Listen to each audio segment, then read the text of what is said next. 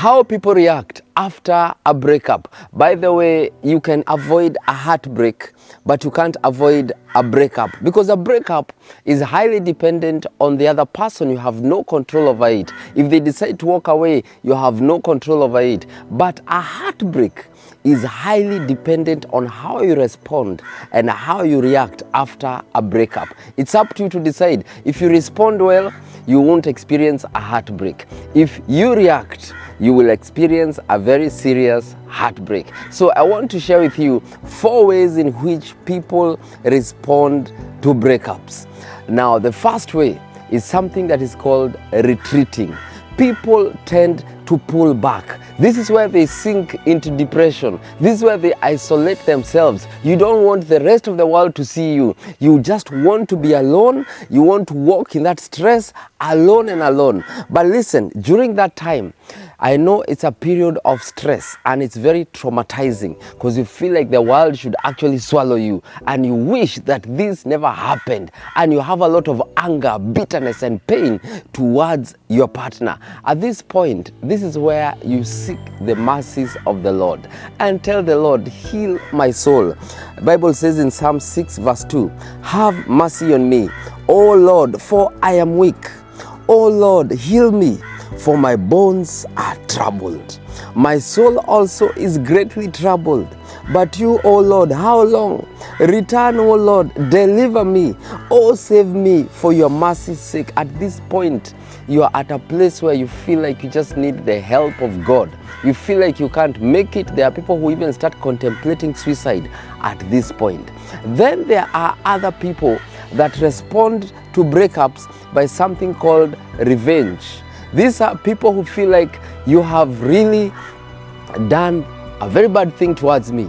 I am going to revenge.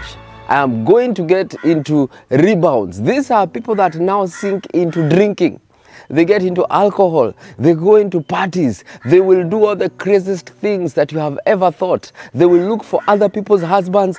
They sleep with them, because at this point, they want to revenge. It's like they want to hurt you by hurting themselves. What they don't know, when you're revenging, when you're going for that rebound, you're actually hurting yourself. You think you're hurting your partner, but you're actually hurting yourself. Bible says in the book of Psalms, that 7 verse 8, refrain from anger and turn from wrath. Do not fret, it leads only to evil. For those who are evil will be destroyed, but those who hope in the Lord will inherit the land. Then there's another group of people that decide to just repurpose. These are people that say, I've tried relationships, I am done. So right now, I'm focusing on my work. I'm changing my mindset from relationships to something different, and they decide to invest. They go into business. They decide to travel. They focus on their passions. It's a good direction because it saves you from so much trouble. It's better than this one who is actually going out there to revenge. But what people don't know, there's a time for everything.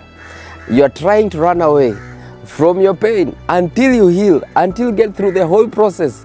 Going through all those emotions, you are hiding in work. Bible says in Ecclesiastes 3 verse 1, to everything there is a season, a time for every purpose under heaven. I like verse 22. So I perceived that nothing is better than that a man should rejoice in his own works, for that is his heritage. For who can bring him to see what will happen after him?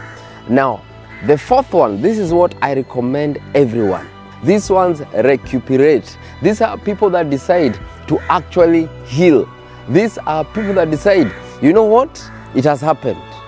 So what do I need to do? I need to go through all the emotions of anger, pain, sadness, and they go over those emotions one at a time. It starts by first speaking up, opening up your heart, being vulnerable, looking for someone that you can share your situation. It's okay. Look for someone that you can express the frustration. I feel so bad. I've wasted a lot of my time, especially a counselor. Get a mentor that you can just go and pour your heart out there. That is a journey of healing.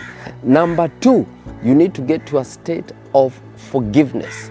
By the way, if you really want to heal really fast, immerse yourself with your Creator. I've learned that the more you go deeper into God, the more you decide to pray. Bible says, if any one of you is afflicted, let them pray. I think that is in James 5 verse 13. Is any among you afflicted?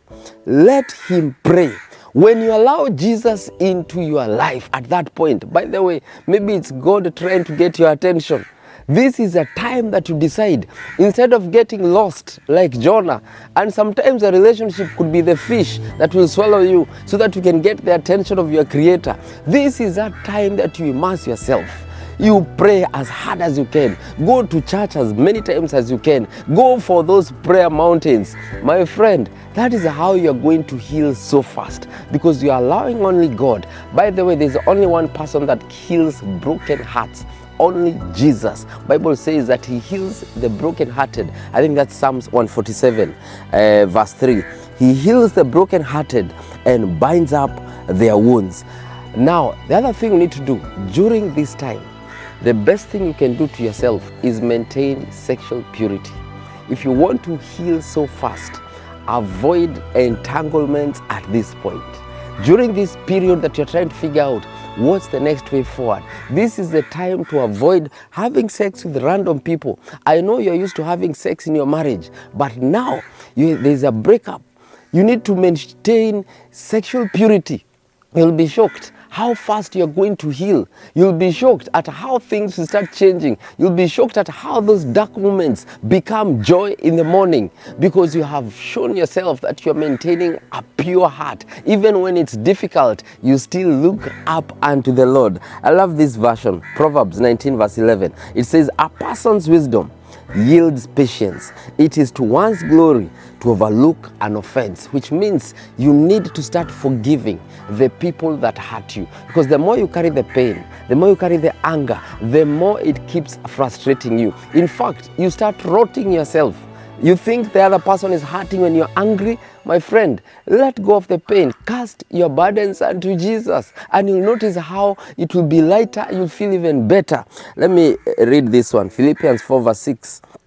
Do not be anxious about anything, but in everything by prayer and petition, with thanksgiving, present your requests to God. Matthew 6 verse 34. Therefore do not worry about tomorrow, for tomorrow will worry about itself.